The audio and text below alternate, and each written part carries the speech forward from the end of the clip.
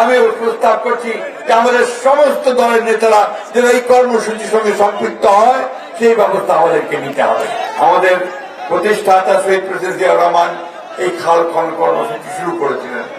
আজকে আমরা তাকে ধন্যবাদ জানাতে চাই যে তিনি আজকে আবার সেই কর্মসূচি শুরু করেছেন, যে কর্মসূচির মধ্য দিয়ে তিনি বিশেষ করে এই দিনাজপুর কেবলা দিনাজপুরের কৃষকদের যে সমস্যা, সেচের সমস্যা, সেটা পূরণ করতে সক্ষম হবেন।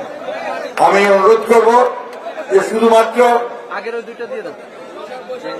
এইভাবে অনুষ্ঠানের মধ্য দিয়ে নয়, সামগ্রিক ভাবে এটাকে একটা সামাজিক আন্দোলনে রূপান্তরিত করতে হবে।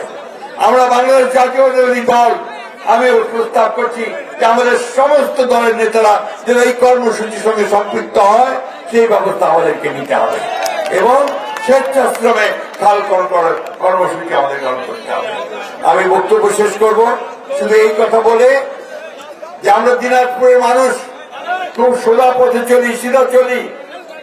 আমরা একটাই আপনাদের কাছে অনুরোধ, আমাদের মানুষ এখানে কৃষি ছাড়া অন্য কোন জীবন তাদের জীবিকার পেশা নেই। আমরা এখানে চাই যে আমাদের কৃষকেরা যেন সেচের পানি পায়। আমরা চাই